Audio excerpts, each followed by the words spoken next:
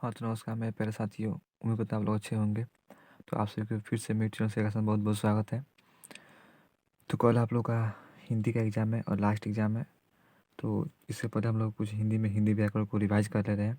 तो आप लोग मेरे साथ-साथ रिवाइज़ कीजिएगा और इस जितना मैं हिंदी व्याकरण से क्वेश्चन कराया जा रहा है, उसी में से आप लोग को कल को एग्ज़ाम में देखने को मिलेगा।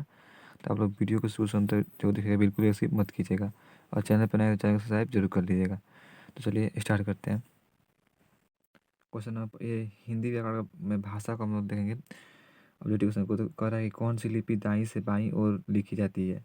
तो वो लिखी जाती है फारसी, ऑप्शन नंबर डी। हम लोग केवल राइट आंसर को देखेंगे क्योंकि हम लोग फास्ट ज़्यादा वीडियो लंबा हो जाता है, आप लोगों को बोरिंग लगेगा। तो आप लोग हम लोग केवल इसका आंसर देखेंगे। क्वेश्चन नंबर 2 देखते हैं। क्वेश्चन दूसरा कह रहा है कि देवनागरी लिपि क्या है। तो देवनागरी लिपि है अक्षरात्मक, ऑप्शन नंबर ए। अगला क्वेश्चन क्वेश्चन 3 ये करेगी रोमन लिपि क्या है। तो रोमन लिपि है वर्णात्मक लिपि, ऑप्शन नंबर सी। अगला क्वेश्चन क्वेश्चन 4 ये करेगी भारत की प्राचीन लिपि कौन है। तो भारत की प्राचीन लिपि है ब्राई, ऑप्शन नंबर ए।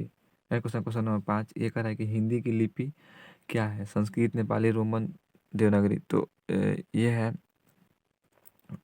5 का राइट आंसर होगा ऑप्शन नंबर डी होगा देवनागरी।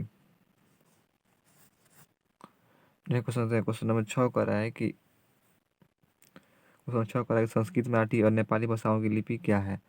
तो ये इन लोग का लिपि है देवनागरी, ऑप्शन नंबर डी। और हम लोग दूसरा है वर्ड, इसके बारे में ऑब्जर्वेशन देखेंगे इसमें। तो ये कह रहा है निम्नलिखित में अघोष वर्ड कौन सा है। तो ये है ऑप्शन नंबर ए च। नेक्स्ट क्वेश्चन नंबर 2 ये कह रहा है कि स का उच्चारण स्थान क्या है। तो ये है ऑप्शन नंबर बी तालु। क्वेश्चन 3 कह रहा है कि ई का उच्चारण स्थान है। तो है option number B. Question number 4 ये कह रहा है कि ल का उच्चारण स्थान है। तो है ऑप्शन नंबर ए दंत। क्वेश्चन नंबर 5 कह रहा है कि हिंदी में हर्ष स्वर है। तो हिंदी में हर्ष स्वर option number B 4। Question number 6 ये कह रहा है कि अ का उच्चारण स्थान है। तो उच्चारण स्थान है कंठ, option number D. Question number 7 कह रहा है कि र तथा री का उच्चारण स्थान है। तो र तथा री का उच्चारण स्थान है ऑप्शन नंबर ए मुर्दा। अब तीसरा है संज्ञा। इसमें पहला क्वेश्चन है कि अर्थ के विचार से संज्ञा के कितने प्रकार हैं। तो वो है 5, option number B. Question number 2 ये कह रहा है कि कौन सा शब्द जातिवाचक संज्ञा नहीं है। तो इसमें जातिवाचक संज्ञा नहीं है, ऑप्शन नंबर सी सुंदर।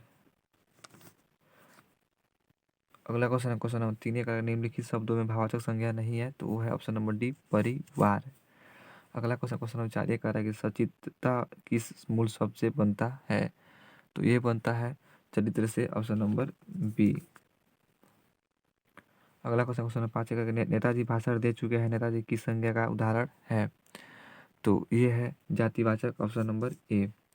अगला क्वेश्चन नंबर 6 ये कह रहा है टिकना शब्द का भाववाचक होगा।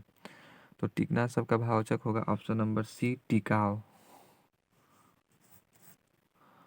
नेक्स्ट क्वेश्चन नंबर 7 कर रहा है कि निम्नलिखित शब्दों में से कौन सा शब्द संज्ञा है। तो ये है क्रोधित, ऑप्शन नंबर डी। अगला क्वेश्चन नंबर 8 ये कर रहा है कि इनमें से भाववाचक संज्ञा नहीं है। तो भाववाचक संज्ञा नहीं, ऑप्शन नंबर ए हिमालय। अगला क्वेश्चन नंबर 9 ये कर रहा है कि डॉक्टर राजेंद्र प्रसाद के देश रत्न कहा जाता है, रेखांकित शब्द की संज्ञा है। तो इसमें रेखांकित शब्द ये है, तो इसकी संज्ञा कौन है। तो ये है व्यक्तिवाचक संज्ञा, ऑप्शन नंबर सी।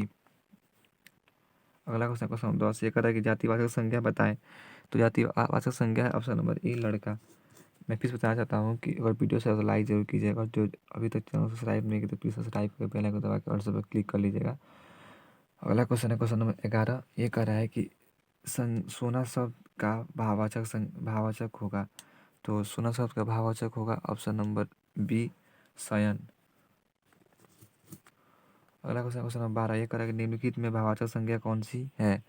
तो ये है चतुरता, ऑप्शन नंबर ए।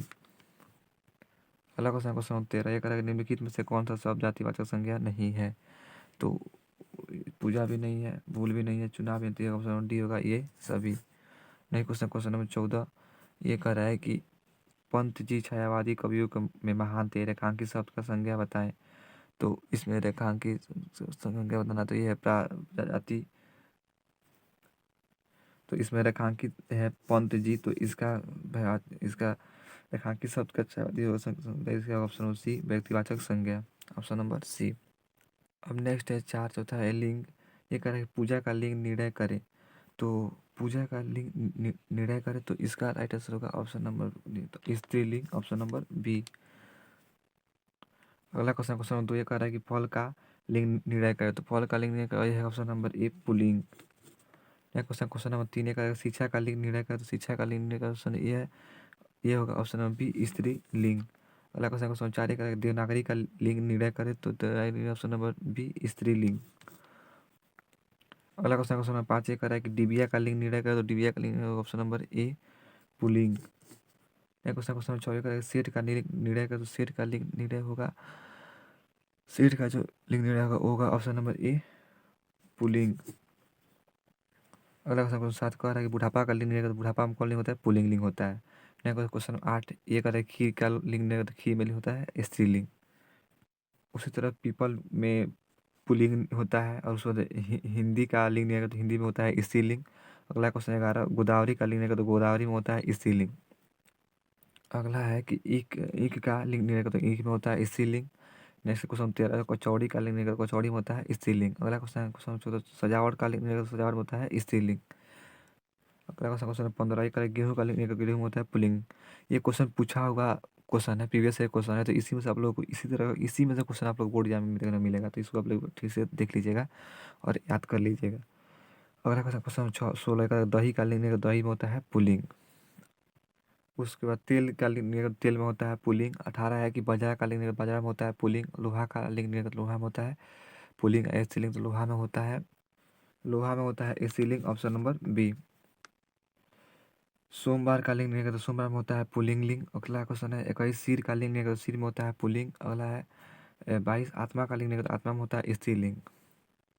उसके बाद पूर्णिमा का लिंग निर्णय करें। तो पूर्णिमा में होता है स्त्रीलिंग। चिड़िया का लिंग निर्णय करें। तो चिड़िया में होता है स्त्रीलिंग। अगला क्वेश्चन अगला है पांचवा है वचन। तो इसमें पहला क्वेश्चन है कौन सा शब्द है जो प्रायः बहुवचन में प्रयुक्त होता है। तो वो होता है प्राणवचन। अगला क्वेश्चन क्वेश्चन 2 ये कह रहा है कि कौन सा शब्द एक वचन नहीं है। तो वो है लोग, एक वचन शब्द नहीं है। नेक्स्ट क्वेश्चन है क्वेश्चन नंबर 3। क्वेश्चन नंबर 3 कह रहा है कि कौन सा शब्द एक वचन नहीं है। तो एक वचन नहीं है होश, ऑप्शन नंबर ए। अगला क्वेश्चन क्वेश्चन नंबर 4 ये कह रहा है कि कौन सा शब्द एक वचन है। तो कौन सा शब्द एक वचन है? ये है पुस्तक, option number A. Next question question number 5 है निम्नलिखित में कौन सा शब्द बहुवचन नहीं है। तो है जनता, ऑप्शन नंबर ए। अगला क्वेश्चन क्वेश्चन नंबर 6 निम्नलिखित में कौन सा शब्द एक वचन नहीं है। तो वो है समाचार, option number A. Next question question number 7 हर एक शब्द का प्रयोग होता है। तो वो होता है एक वचन में, option number A. Question number 8 करेंगे भारतीय का बहुवचन होगा। तो भारतीय का बहुवचन होगा भारतीयों, option number C. Next question question number 9 करेंगे आंसू का बहुवचन होगा। तो आंसू का बहुवचन होगा आंसू, ऑप्शन नंबर ए। अगला क्वेश्चन क्वेश्चन 10 से करेंगे हमेशा बहुवचन होता है। तो हमेशा बहुवचन होता है प्राण में, ऑप्शन नंबर ए। अगला क्वेश्चन क्वेश्चन 11 करेंगे शुद्ध वचन है। तो शुद्ध वचन है बालक, option number A. Next question question number 12 कौन सा शब्द बहुवचन है। तो कौन सा शब्द बहुवचन है। तो ये है लड़के, ऑप्शन नंबर सी। अगला क्वेश्चन क्वेश्चन 13 ये कह रहा है कि कौन सा शब्द एक वचन नहीं है। तो ये है ऑप्शन नंबर बी किताबें। अगला क्वेश्चन है क्वेश्चन नंबर 14 देखते हैं। क्वेश्चन नंबर 14 कह रहा है कि हिंदी भाषा में वचन कितने प्रकार के हैं। तो ये है 2, ऑप्शन नंबर बी एक वचन बहुवचन। अब देखेंगे हम लोग सर्वनाम के बारे में। तो सर्वनाम के कितने प्रकार है। तो सर्वनाम के प्रकार होते हैं 6 प्रकार का सर्वनाम होता है, ऑप्शन नंबर सी। अगला क्वेश्चन क्वेश्चन 2 ये कह रहा है कि मुझे किस प्रकार का सर्वनाम है। तो यह है उत्तम पुरुष, ऑप्शन नंबर ए। अगला क्वेश्चन क्वेश्चन 3 ये कह रहा है कि प्रश्नवाचक सर्वनाम नहीं है।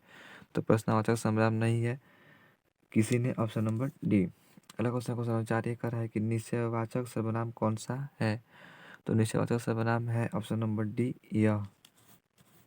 And next question question number 5 है कि पुरुष को मत ले जाओ यह वाक्य किस सर्वनाम का उदाहरण है। तो ये है निश्चयवाचक सर्वनाम का ऑप्शन नंबर सी। अगला क्वेश्चन है क्वेश्चन नंबर 24 करके, इनमें से अनिश्चयवाचक सर्वनाम कौन सा है? तो वो है ऑप्शन नंबर सी कोई। And next question question number 7 कि पुरुषवाचक सर्वनाम नहीं है। तो पुरुषवाचक सर्वनाम नहीं है, ऑप्शन नंबर सी जिनको। तो आई होप आप लोगों को वीडियो अच्छी लगी होगी। वीडियो कैसे लगी कमेंट में बताइएगा। इसी में से जितना कहा उसमें से आप लोग बोर्ड एग्जाम क्वेश्चन देखने को मिलेगा, और ऐसा नहीं मतलब इसी टाइप का मिलेगा, लेकिन 100% गारंटी साथ कि यही क्वेश्चन आप लोग बोर्ड एग्जाम में देखने को मिलेंगे। तो वीडियो अच्छी लगी तो लाइक कीजिएगा और चैनल पर सब्सक्राइब जरूर कर दीजिएगा। तो मिलते हैं नेक्स्ट वीडियो में, तब तक धन्यवाद। जय हिंद, जय भारत।